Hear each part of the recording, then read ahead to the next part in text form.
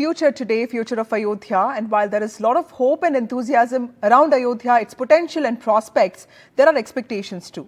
In the last few months, we have seen Kashi Corridor and Mahakal Corridor come up in Varanasi and Ujjain as part of the Narendra Modi government's efforts to propel these modest towns into active, developed centers that give pilgrims a satisfying experience of travel and tourism without taking away their cultural ethos. Now, recently, we also saw the Jagannath Corridor come up. We see Kalighat being developed. Ayodhya, however, is a different story. According to international investment advisory firm Jefferies, around rupees 85,000 crore investment by the government in infrastructure development like new airport, revamped railway station, improved connectivity, road connectivity will help in transforming the city into a global religious spot.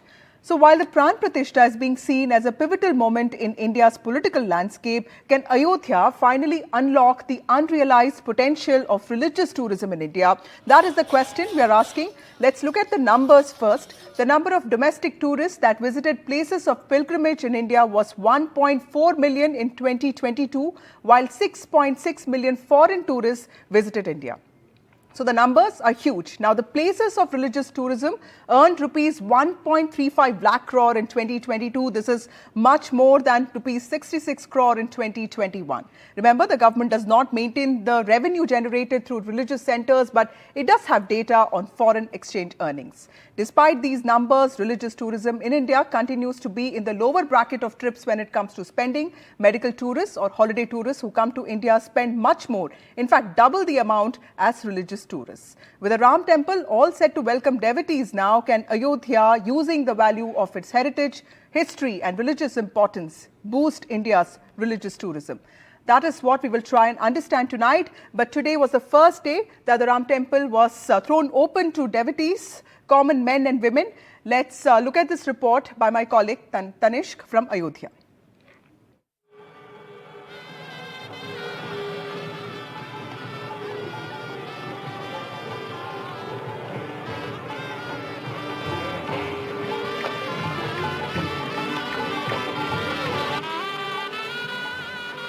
I am right now standing outside the Ram Mandir entrance. You can see the Ram Mandir entrance over there, and queues have been formed here leading all the way inside the Ram temple, and people are here in thousands of people are here to actually do the darshan of the Ram Mandir, which saw the pran pratishta yesterday. You can see the whole group coming from Odisha.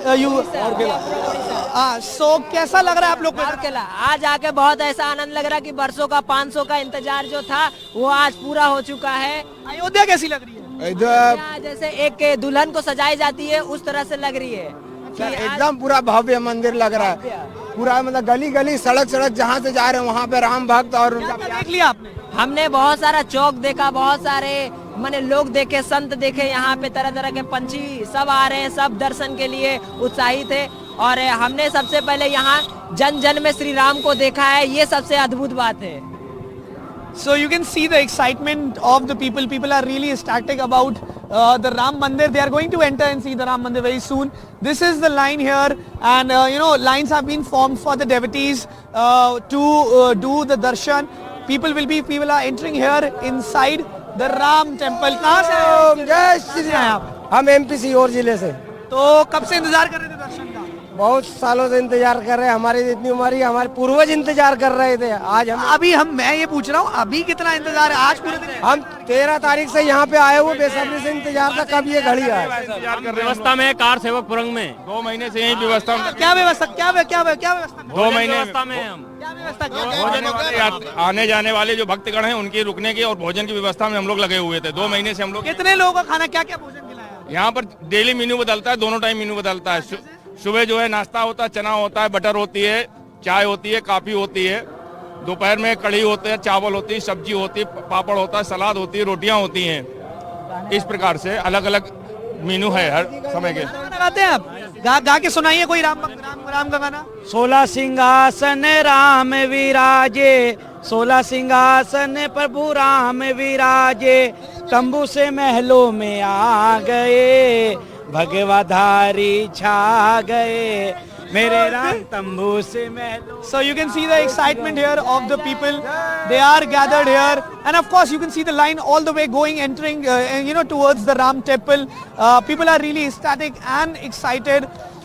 In the morning there was a lot of crowd, there was a lot of rush, but that was brought under control around afternoon. And now proper movement is being ensured by police force that has been deployed here. I would like to show you the police force that has been deployed here.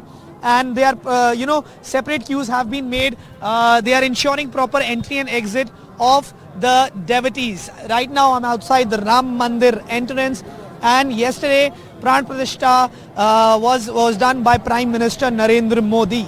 With camera person Virendra Kumar Saini, Tanish Punjabi for NDTV.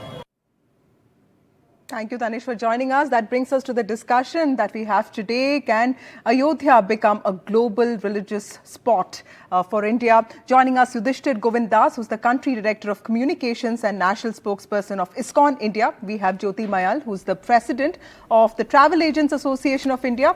We have Indraneel Dasgupta, Founder and Managing Director of My Teerth India. And we also have Siddesh Joglekar, Author and CEO at Programming Hub. Thank you, all of you, for joining us on this discussion. Mr. Dasgupta, let me start with you.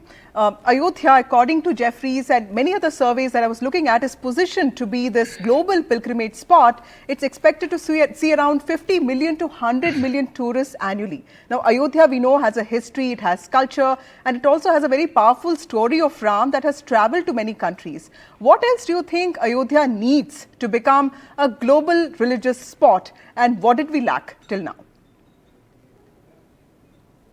Good evening, ma'am. Jai Hind and Jai Shri Ram. Ayodhya, this emphasizes the magic, according to the magic that is India. Today, what's happening in India is magic it was long due from our forefathers, from time immemorial. This was due to us, and today, what we see in Ayodhya was just a culmination of the efforts put together. At the same time, ma'am, the influx of tourists, like you just put, this is not tourism. This is an emotional bond. This goes beyond tourism. This goes beyond people coming. It's an emotional bond. People from all strata, all society, every caste, every class. We come here. They want to come to Ayodhya. There will definitely be a huge influx, like you mentioned. So there's going to be a huge influx of tourists. The infrastructure, all these days, religious and spiritual tourism, it is perhaps the only form of tourism where it's a pull tourism. People you don't have to advertise for religious tourism. People come on their own, knowing the hardships. You have to stand in queues. And India is not a country, according to me, it's a continent. So somebody traveling from the north to the south is already lost. Where will I stay? And every other form of tourism, has some fun attached to it, a family vacation or something. But religious tourism always has some trepidation of fear attached to it. How big is going to be the queue? Where's the VIP line? And Ayodhya emphasizes this. Today, Ayodhya has shown the world that India can make it happen. And today, with a little bit more in infrastructure, sure, it's going to be developing soon. And we as citizens have a duty too, to help in the infrastructure development of this, of a place like this. Every religious place, including Ayodhya, will see a huge drive in tourists. It was always there. It's from time immemorial. It's going to just increase with time. The infrastructure, as of today, does lack, but it's our duty too, to make it better. Okay, let me bring Jyoti Mayal here, because it's an important point that you're making, that religious tourism, unlike other forms of tourism, is largely self-driven. The fun element to it is probably not as much as it is there in other parts, other types of tourism. Jyoti, we know that there are these constant comparisons being made to Vatican City and Mecca, but if you look at numbers, 9 million people visit Vatican City in a year, and it's 20 million for Mecca. That's what the numbers say. Now, how does Ayodhya or popular Indian religious sites like, say, the Golden Temple, Tirupati or Bodh Gaya, or for that matter even Varanasi or Madurai Meenakshi, fare in comparison? Can you give us an idea as to what the numbers look like, and where are we? Are these comparisons even valid? Thanks, Vasudha, for having me here. So just to share my thoughts, religious tourism, people have a strong penchant, towards spiritual and religious tourism, especially where India is concerned, the Indians are concerned. It's an emotion. Like, it's always said, spiritual tourism is more like emotion. And, these sentiments, of course, have a very strong religious beliefs. And it's very crucial role that we all need to play collectively to see what the numbers are going to be driven. The numbers are increasing. If you see the Indian tourism towards spiritual and religious tourism is growing a lot. Even as per last year, it was like it has more than doubled. It was like 60 lakhs that what we really came up, 65,000 crores that we earned in 2021. And today, last year, it was like 1 crore 34 lakhs and 543, some odd figure that came into place. So you say that religious tourism is already on the rise. And this structure which has come up, the Ayodhya temple, the Ram temple, what everyone has been waiting for since years and years, I think it's going to be a huge attraction for not only Indians but everyone. Every Indian will certainly go once at least in their lifetime to visit a place like this. And of course, from outside, we have a huge diaspora of Indians abroad. They all would like to come and visit. So those numbers actually would reach that 9 million and 200 million very quickly. If we really get the infrastructure in place, if we have the connecting flights in place, and of course, the last mile connectivity needs to be there. So if everything comes into place, these numbers are only going to grow. And we are seeing that, Varanasi has grown by numbers, leaps and bounds. So same thing is going to continue with Ayodhya. And, it's one of the best things that could happen. Because you just spoke about Vatican and Saudi, how they sell. It's not about just religion. It's not only religious tourism that's going to come. It's also about the studying and educational programs that's going to come through for tourism, for spiritual tourism. So there's a huge value link. So the numbers are huge.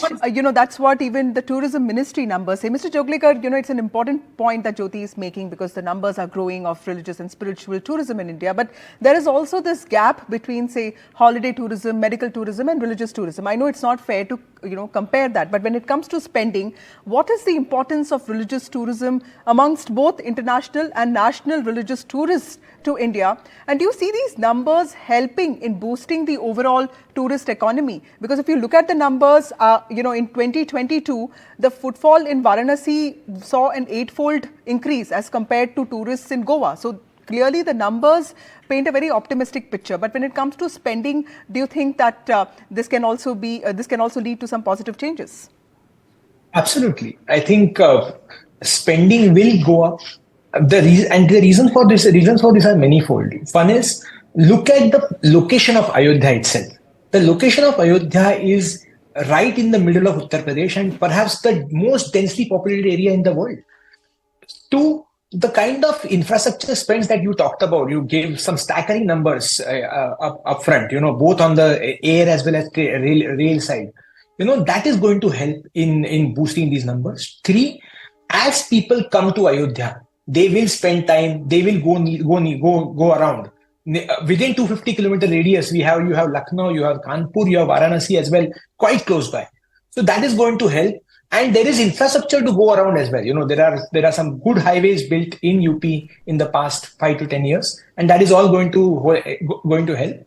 Comparing religious tourism with medical tourism might be a little bit premature. We might look at some data and maybe have a better discussion then. But I think religious tourism is here to grow. Right.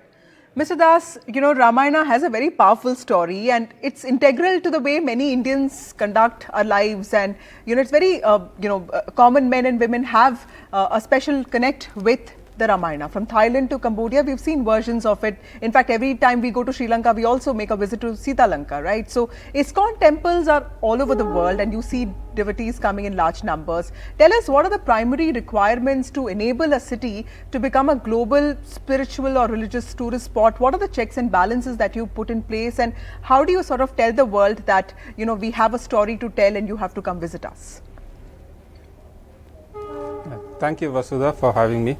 The most important thing is we need to differentiate between the points that unlike other forms of tourism which are driven by some sort of interest in going and visiting, but this the religious tourism is actually driven by something much deeper. It is the spiritual and the emotional connect that people have with the place and with the deity residing in that place. So Ayodhya definitely, as you have already mentioned, is not just for Hindus or not just for Indians, but it's a global phenomena.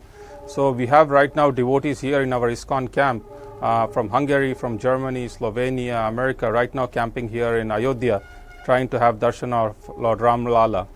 And for any place to develop, like we at our ISKCON's world headquarters in Mayapur have ensured that we have the basic infrastructure in place, like the other panelists have been discussing, but along with that, you also have some very important elements of awareness generation of the sacred sites that are available there in different languages, making them popular, getting the people to know about them, the cleanliness, and also providing the basic space for people to stay.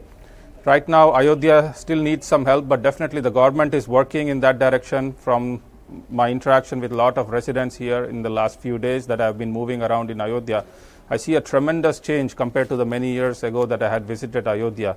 If you see the streets from Hanuman Gadi, you wouldn't be able to make out it from any other metropolitan city in India or even in other parts of the world.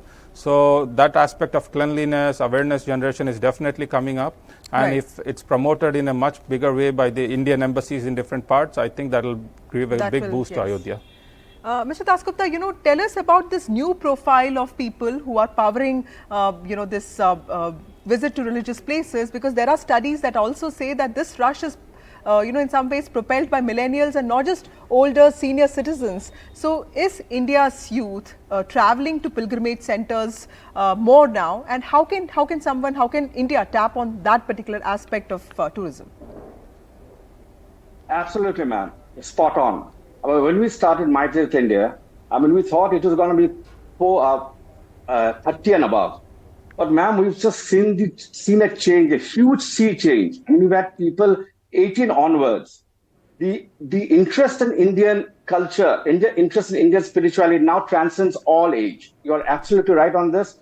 And like Martin Luther King Jr. had said, ma'am, I travel the world as a tourist, but to India I come as a pilgrim. So India is a land of pilgrimage. Today or tomorrow, it's just a matter of time. Indian spiritual market is about 60% of the entire tourism market. And like somebody mentioned, it is the last mile connectivity, that is important, because no matter you will get a hotel somewhere, you'll get a flight, you'll get a train, but the last mile connectivity of entering the temple. People are scared, and the linguistic language, everything problem. That mile connectivity, if it's solved, and the other infrastructure, if it's developed, religious tourism is already huge in numbers, 60% of the entire tourism market. Financially, this is the future of India and Indian tourism.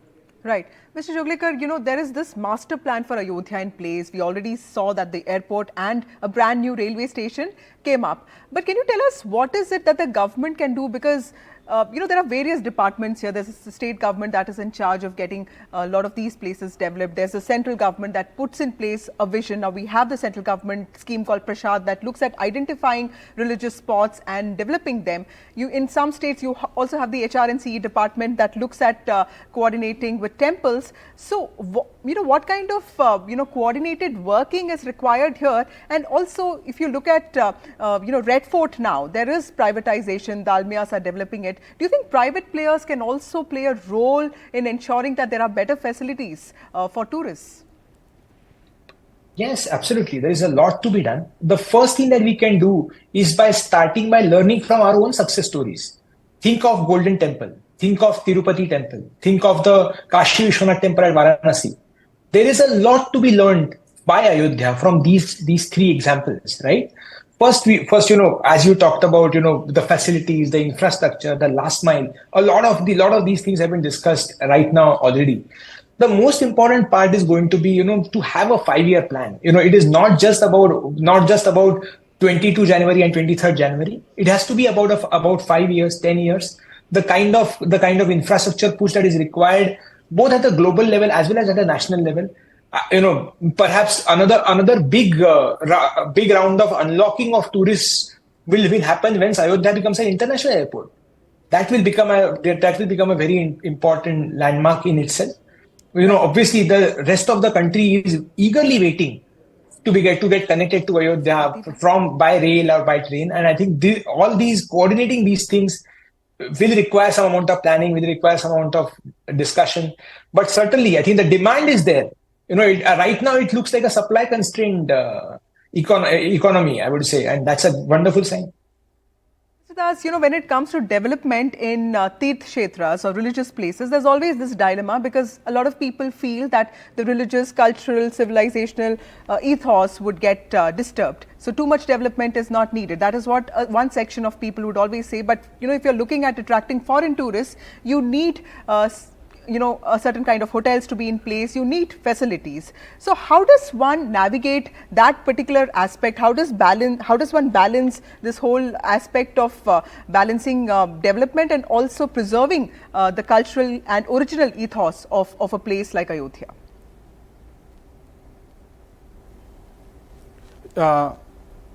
The places are being developed, and that's a very positive and a very welcoming step, but it's also important we preserve the sanctity of those places and the spiritual culture and the spiritual nature of those places. So for that to happen, we need to be respectful of the local traditions and the local customs while also having the basic infrastructure put in place.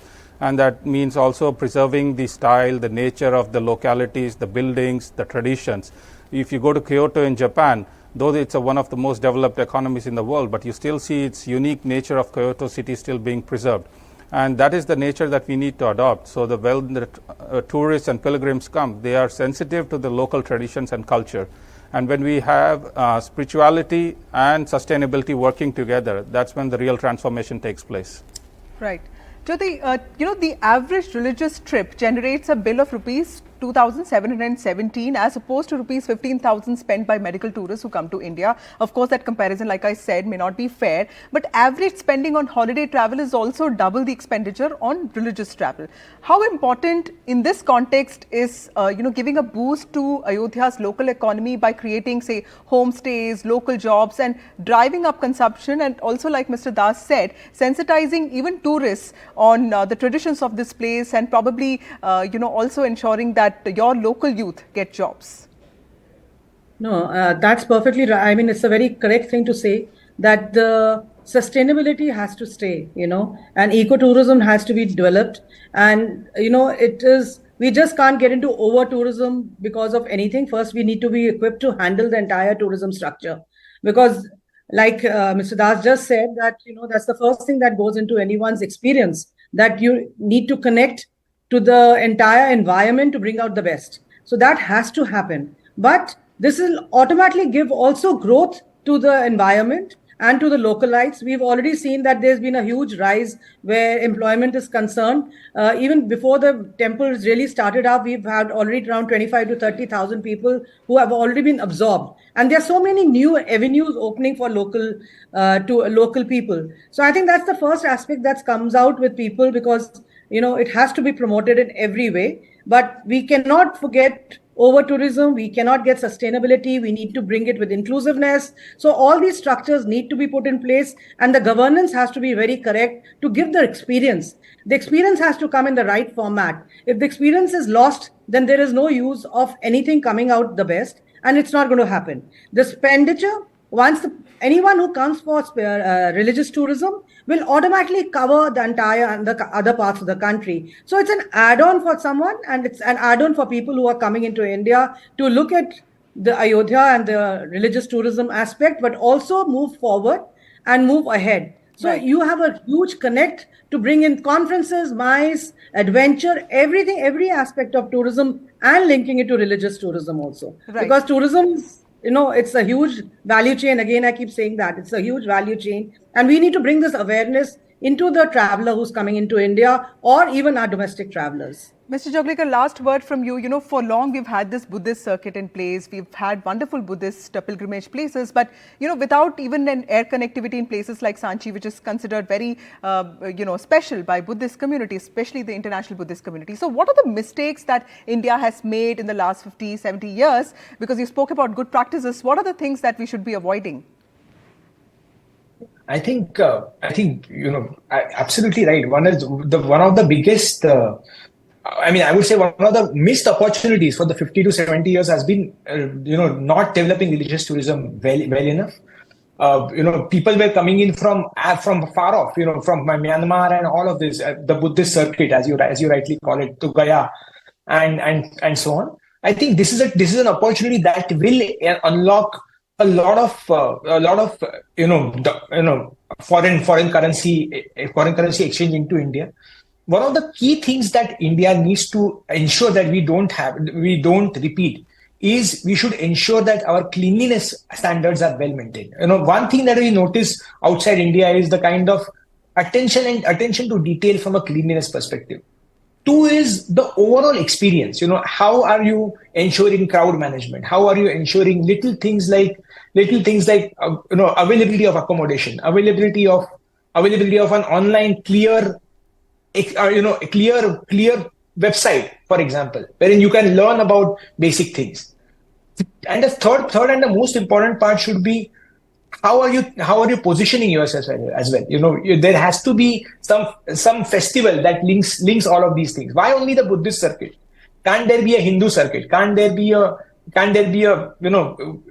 other religions also equally represented in this regard? So clearly, there are many challenges, but of course, we also have good practices to learn from Ayodhya on way to become the next global religious hub for India and could actually boost India's religious tourist economy. Thank you all of you for joining us on this discussion on NDTV. Moving on, Ram Mandir Trust has finalized an ambitious plan to set up 30 new grand temples after the completion of the new Ram temple. 6 new temples will be constructed within the Ram Janmabhoomi campus, 7 more temples outside the campus. My colleague Himanshu spoke to Ram Janmabhoomi Teerth Kshetra Trust Treasurer Swami Gurudev Govind Giriji Maharaj. Let's listen to the conversation. आगे के लिए क्या plan किया आपने? राम मंदिर जो complex है, राम जन्मभूमि complex, उसको आप कैसे विकसित करेंगे?